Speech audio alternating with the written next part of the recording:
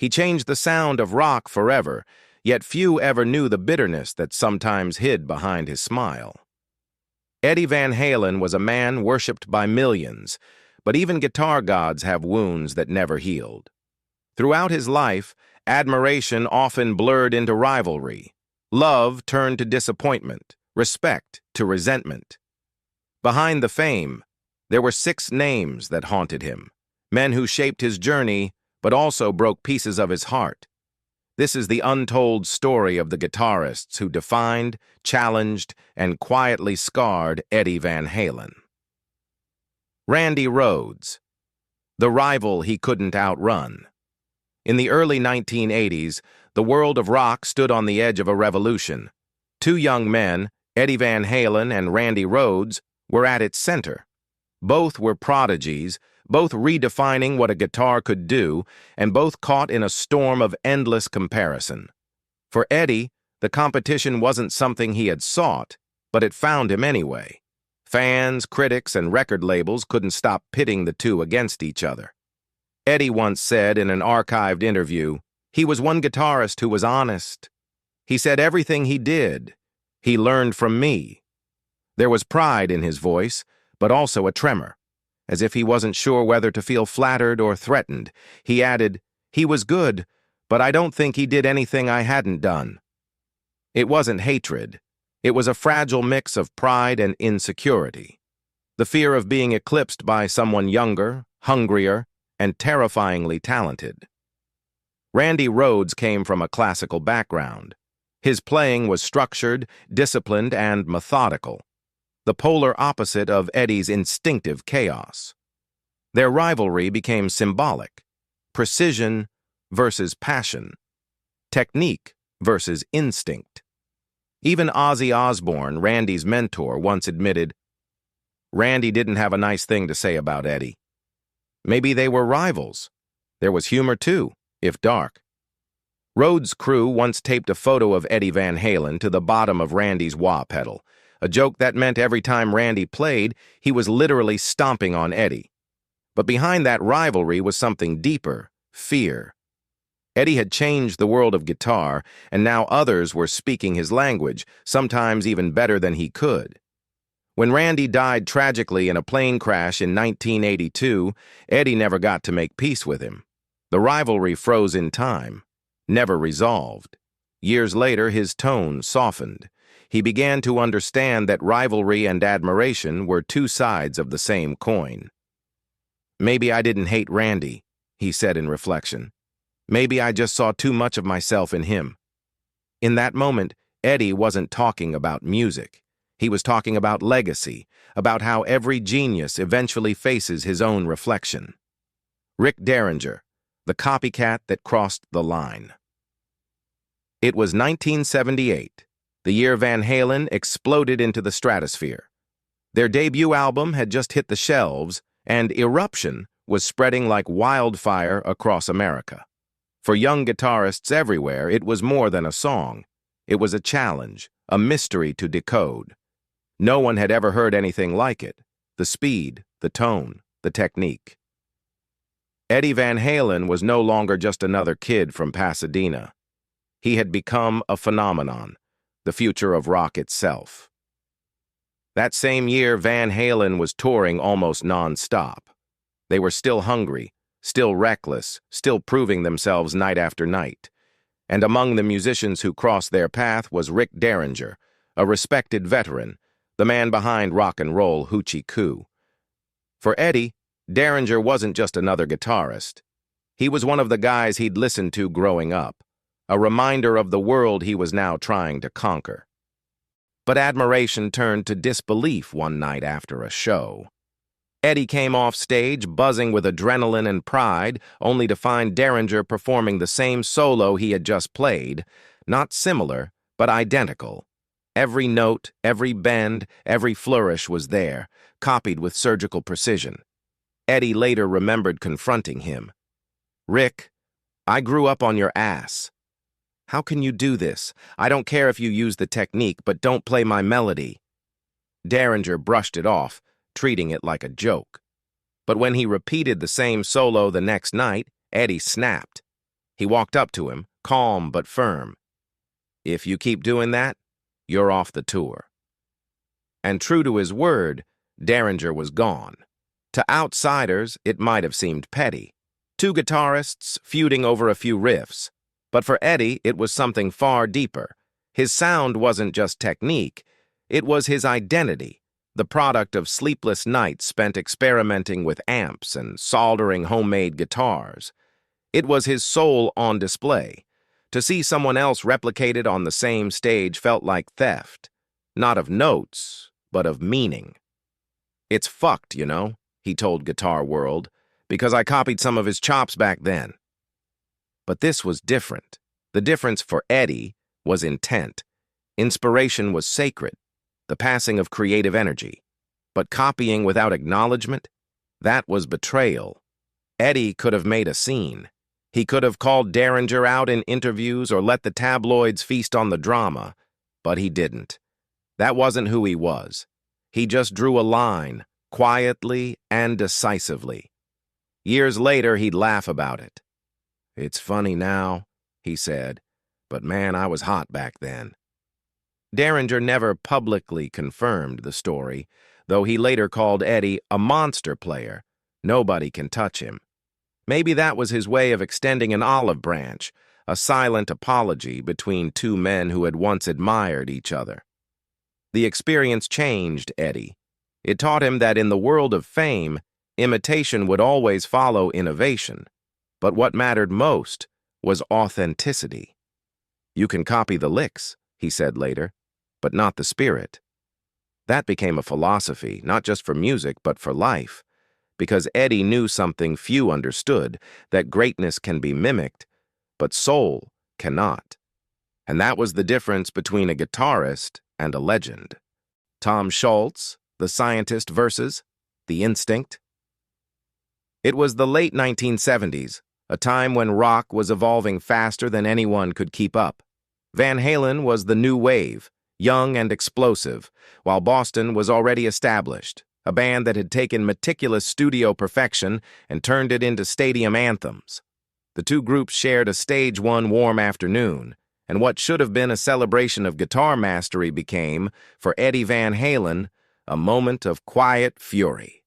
Eddie had just finished his solo, raw, unrestrained, and dripping with emotion. He was still sweating when Tom Scholz, Boston's reserved frontman and engineer, took the stage. Moments later, to Eddie's disbelief, Scholz launched into something that sounded alarmingly familiar. "I do my solo," Eddie recalled, "and then all of a sudden, he does my solo. The crowd's looking at me like, 'What's going on?' I was drunk. I got pissed." For Eddie, this wasn't merely about imitation.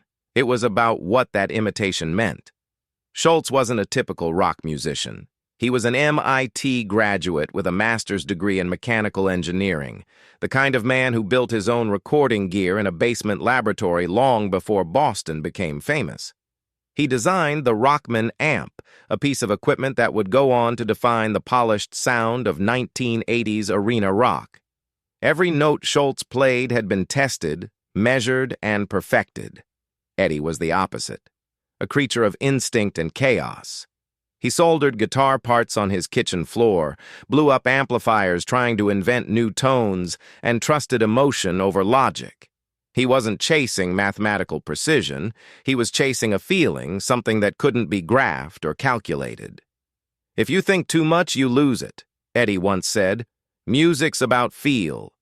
To him, that was sacred. Scholz's hyper-technical approach fascinated him, but it also suffocated him. Their encounter reflected a clash of philosophies as much as a musical misunderstanding. Scholz represented the scientist, patient, deliberate, searching for the perfect frequency. Eddie represented the artist, reckless, inspired, and fearless. Both men were geniuses in their own right, but their creative worlds could never fully align. Scholz's music was about control. Eddie's was about release. Still, beneath the quiet friction, there was respect. Scholz once said of Eddie, "He's got imagination. You can't teach that." And Eddie, years later, offered the same courtesy. "The guy built half the stuff he used." That's cool. I respect that they may not have understood each other, but they recognized something rare in the other, a relentless drive to push the limits of sound. Over time, Eddie's anger faded into understanding. He came to see that similarity didn't always mean theft. If they copy me, he told Guitar World in the 1990s, good for them. But they'll never sound like me. Nobody can sound like anybody else, not really. It was one of the few lessons that fame had forced him to learn the hard way. For Eddie, the encounter with Schultz became symbolic of a greater truth about artistry. Perfection and passion rarely live in the same room. Schultz would spend decades fine-tuning every decibel of Boston's sound. Eddie would spend decades trying to destroy limits entirely. Both men chased the same dream, the perfect note, the purest emotion, but from opposite directions. One engineered it, the other felt it. And perhaps that's what made Eddie different from everyone else. He didn't want his guitar to sound perfect. He wanted it to sound alive. Joe Perry, The Cold Shoulder. 1978 again. Van Halen's first tour, and Eddie was just 23. The band was opening for some of the biggest names in rock, including Aerosmith. For Eddie, meeting Joe Perry should have been a dream come true. He'd grown up idolizing the swaggering bluesman, the king of 1970s guitar cool. Instead, it became one of his earliest heartbreaks. He remembered it vividly. People like Joe Perry would just give me the shaft with their eyes, he told Guitar Player in 1982. Wouldn't say hello, wouldn't be nice. No, nothing. The words carried disappointment, not anger. Eddie was too good-natured for hatred, but the silence stung. He wasn't seeking validation, just camaraderie. The truth was, the rock world was shifting. Perry represented the old guard, raw riffs, blues roots, smoky bars, and attitude. Eddie represented the new era, speed, precision, experimentation. His music was lightning, Perry's was thunder. To some, Eddie's innovations weren't evolution. They were invasion. In time, the chill melted. Decades later, Joe Perry openly admitted he'd been wrong. In a 2013 interview, he said, "Eddie's playing was phenomenal. He reinvented guitar playing. I was blown away." It was a long overdue acknowledgement, and by then, Eddie no longer needed it. He'd already made peace. "They made me want to play," he said. "I wouldn't be here without them." For Eddie, forgiveness came easily, maybe because he knew what it felt like to be misunderstood. Ritchie Blackmore, the cold idol. Before he was a star, Eddie Van Halen spent hours in his room studying every note of Ritchie Blackmore's solos on Burn and Highway Star. Blackmore was a god to him, a prophet of tone, a master of control and phrasing. So when Eddie finally met his hero in the early 80s, he expected warmth, maybe a word of encouragement. Instead, he got silence. "He just stared at me," Eddie said. "Wouldn't say hi, nothing." I was crushed. The encounter was brief, but the hurt lingered. "People like Joe Perry and Ritchie Blackmore just gave me the shaft with their eyes," Eddie recalled. "Wouldn't say hello." "I'm not that way," Blackmore, famous for his moods and mystery, wasn't trying to be cruel. He simply lived in his own guarded world. But when he was later asked about Eddie, his response was half praise, half criticism. "He's a fine player, but he plays too many notes." Fans debated whether it was jealousy or snobbery. In truth, it was probably just distance, a man from one era struggling to understand another. Eddie represented freedom. Blackmore represented control. One chased perfection, the other chased emotion. It wasn't hatred between them. It was tension born from evolution. By the 1990s, Eddie had made peace with it. "Maybe he was shy," he admitted. "I probably took it too hard. But I still worship that guy." And years later, even Blackmore softened. "Eddie brought something new," he said in 2008. "You can't deny that. He found his own voice." For Eddie, that quiet acknowledgement, decades late, was enough. Sometimes peace doesn't come in words, it comes in understanding. Eric Clapton, the idol that broke his heart. Before fame, before eruption, before the world even knew his name, there was one man Eddie Van Halen worshipped, Eric Clapton. As a teenager in Pasadena, he would sit for hours, replaying Cream's Crossroads on a cheap record player, trying to mimic every bend and sustain. Clapton was my main influence, he told Guitar World. I'd sit for hours trying to figure out what he was doing. He was God to me. For years, Clapton's phrasing shaped Eddie's musical DNA, but by the late 1970s, the student had become the master. Eddie had reinvented the guitar in ways Clapton never imagined. When Eruption dropped, it sounded like something from another planet. Suddenly, this shy Dutch kid was the face of the future. Then came the heartbreak. In 1980, a journalist asked Clapton what he thought of Van Halen. His reply was cool. "He's very good technically, but I don't hear much soul." To Eddie, those words cut deeper than any insult. "It kind of broke my heart," he later said. "I wasn't trying to outplay him. I was inspired by him." Years later, when they finally met in Los Angeles, Eddie hoped for connection. Clapton was polite but distant. They spoke about guitars, tone, amps, but not emotion. Afterwards, Eddie told a friend, "He's just a man." I think I loved the myth more than the person. That meeting changed him. It was when he stopped seeing legends as gods and started seeing them as people, flawed, human, and sometimes disappointing. Still, he never lost respect for Clapton. "If Clapton hadn't existed, neither would I," Eddie said in 2001. When Eddie died in 2020, Clapton reportedly called him a true innovator. It was private, never public, but those who knew their story understood the weight of that silence. In the end, maybe they understood each other after all. Even legends carry scars, and for Eddie Van Halen, those scars told the story of a lifetime spent chasing perfection.